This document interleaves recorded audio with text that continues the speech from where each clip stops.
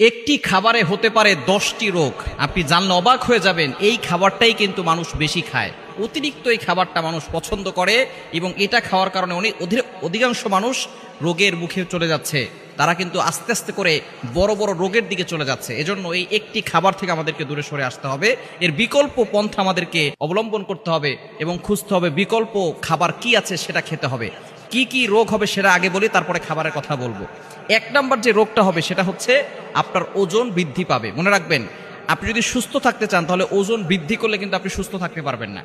একজন স্বাস্থ্যবান, অতিরিক্ত স্বাস্থ্য যাদের হয়ে যায় তারা কিন্তু বসলে উঠতে কষ্ট হয়ে যায়, আবার বসতে আবার কষ্ট হয়ে যায়, নামাজ ঠিক মতো পড়তে পারে না। এজন্য অবশ্যই ওজন বৃদ্ধি পাওয়াটা কিন্তু অনেকে মনে করে যে মনে হয় ভালো।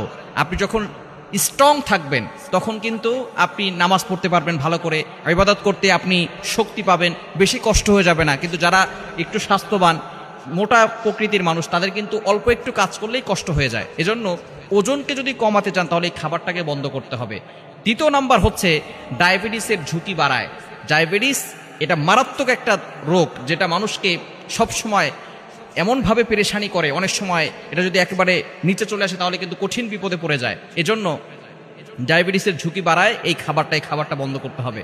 3 নাম্বার হচ্ছে হৃদরোগের ঝুঁকি বাড়ায়। রক্তচাপ, হৃদরোগের ঝুঁকি এগুলো বাড়ায় এবং আস্তে আস্তে করে বড় ধরনের রোগের দিকে সে আস্তে আস্তে চলে যেতে থাকে। 4 নাম্বার সমস্যা, তার দাঁতের বিভিন্ন ধরনের সমস্যা এইটা খাবার খেলে দেখা যায়। 5 নাম্বার সমস্যা হচ্ছে লিভারের সমস্যা হয়। লিভার তার আস্তে আস্তে করে ভয়ঙ্কর রোগের দিকে চলে যেতে থাকে।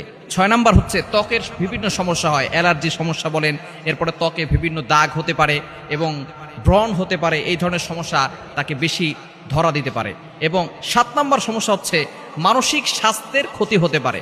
স্বাস্থ্যের যদি কারো ক্ষতি হয়ে যায় তাহলে কিন্তু সে অসুস্থ হয়ে পড়বে। আর আমরা সকলে চাই সুস্থ থাকার জন্য, এজন্য আমরা মানসিকভাবেও সুস্থ থাকার জন্য সবসময় ট্রাই করব।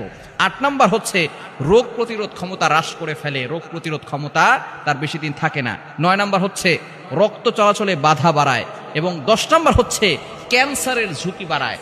এই 10টি রোগ তার ভিতরে চলে আসবে একটি খাবারের কারণে। সেই খাবারটা হচ্ছে সুগার, চিনি।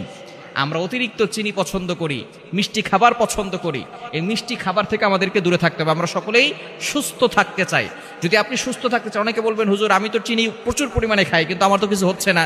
এখন হয়তো আপনার বয়স অল্প, আস্তে আস্তে যখন বেড়ে যাবে দেখবেন আপনার বিভিন্ন ধরনের সমস্যা বাড়তে থাকবে। এজন্য চিনি যত কম পারেন কম খাওয়ার চেষ্টা করবেন। আপনি খাবেন একেবারে অতিরিক্ত নয়, কম খাওয়ার চেষ্টা করবেন। 2 থেকে 3 চামচ, 1 চামচ দিনে 2 চামচ 3 চামচ, এর থেকে বেশি অতিরিক্ত যখন আপনি খাবেন আস্তে আস্তে কিন্তু এই ধরনের রোগ আপনার ভিতরে বাসা বাঁধা শুরু করবে। এবং ডক্টরের কাছে পরামর্শ করবেন, তারাও কিন্তু বলবে এই সুগারটাকে কম খেতে। কারণ যারা চিনিটা বেশি খায় তারাই কিন্তু আস্তে আস্তে করে বড় ধরনের সমস্যার ভিতরে পড়ে যায়। ডায়াবেটিস যারা আছে তারা কিন্তু চিনি খেতেই পারে না, ঠিক কিনা? এজন্য এই ধরনের রোগ থেকে আমাদেরকে দূরে সরে আসার জন্য, বাঁচার জন্য, সুস্থ থাকার জন্য চিনি থেকে দূরে সরে আসতে হবে।